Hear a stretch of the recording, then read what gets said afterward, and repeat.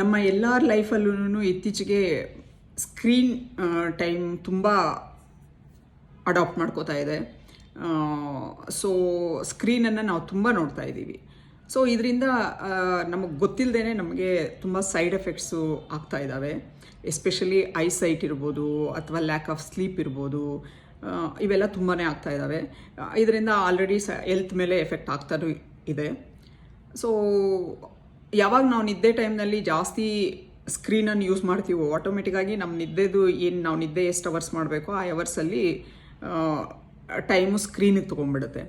So ಆ blue race ಏನಿದೆ ಅದನ್ನು ನಾವು ನೋಡಿಕೊಂಡು ಮಲಗೋದ್ರಿಂದ ನಿದ್ದೆನೂ ಪ್ರಾಪರಾಗಿ ಆಗಲ್ಲ, ಡೀಪ್ ಸ್ಲೀಪ್ ಹೋಗೋಕ್ಕಾಗಲ್ಲ.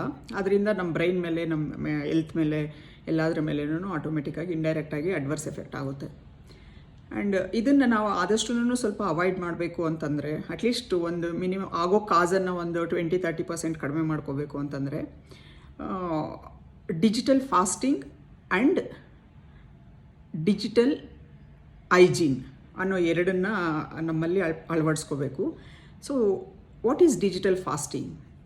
ಡಿಜಿಟಲ್ ಫಾಸ್ಟಿಂಗ್ ಅಂತಂದರೆ ನಾವು ಅಟ್ಲೀಸ್ಟ್ ವೀಕ್ಲಿ ಒನ್ಸ್ ನಾವು ಸ್ಕ್ರೀನನ್ನು ನೋಡಲ್ಲ ಅನ್ನೋ ಥರ ನಮ್ಮನ್ನು ನಾವು ಡಿಸಿಪ್ಲಿನ್ ಮಾಡ್ಕೋಬೇಕು. ಅಟ್ಲೀಸ್ಟ್ ವೀಕ್ಲಿ ಒನ್ಸ್ ಆದರೂ ನಮ್ಮ ಕಣ್ಣಿಗೆ ಮತ್ತು ಬ್ರೈನ್ಗೆ ಎಲ್ಲ ಬ್ರೇಕ್ ಸಿಗುತ್ತೆ ಈ ಬ್ಲೂ ರೇಸಿಂದ, ಈ ಸ್ಕ್ರೀನಿಂದ ಅಂತ. ಸೊ ದೆನ್ ಡಿಜಿಟಲ್ ಹೈಜೀನ್ ಅಂತಂದರೆ, ಈಗ ಕಂಟಿನ್ಯೂಸ್ ಆಗಿ 1 or 2 hours ನೀವು ಸ್ಕ್ರೀನ್ ನೋಡ್ತಾ ಇದ್ದೀರಾ ಅಂದ್ಕೊಳ್ಳಿ. ಆವಾಗ ಅಟ್ಲೀಸ್ಟ್ ನೀವು ಮಧ್ಯದಲ್ಲಿ ಹೊರಗಡೆ ಹೋಗೋದು, ಸ್ವಲ್ಪ ದೂರದ್ದೇನಾದರೂ ನೋಡೋದು, ಆ್ಯಂಡ್ ಗ್ರೀನರಿ ನೋಡೋದು, ರಿಲ್ಯಾಕ್ಸ್ ಮಾಡೋದು, ಸನ್ ಲೈಟನ್ನು ನೋಡೋದು, ಇವೆಲ್ಲ ಮಾಡೋದ್ರಿಂದ ಅಟ್ಲೀಸ್ಟ್ ಮೈಂಡ್ ಸ್ವಲ್ಪ ರಿಫ್ರೆಶ್ ಆಗುತ್ತೆ ಮತ್ತು ಕಣ್ಣಿಗೆ ಸ್ವಲ್ಪ ರೆಸ್ಟ್ ಸಿಗುತ್ತೆ. ಸೊ ಇದರಿಂದ ರಿಲ್ಯಾಕ್ಸೂ ಆಗುತ್ತೆ. ಸೊ ಓವರಾಲ್ ರಿಲ್ಯಾಕ್ಸೂ ಆಗುತ್ತೆ. ಸೊ ಇದ್ರ ಬಗ್ಗೆ ನಿಮಗೇನು ಅನಿಸುತ್ತೆ ಅನ್ನೋದನ್ನು ನನಗೆ ಡಿಸ್ಕ್ರಿಪ್ಷನಲ್ಲಿ ಬರೀರಿ. ಆ್ಯಂಡ್ ನನ್ನ ಚಾನಲ್ ನಿಮ್ಗೆ ಇಷ್ಟ ಆಯಿತು ಅಂತಂದರೆ ಶೇರ್ ಮಾಡಿ, ಲೈಕ್ ಮಾಡಿ.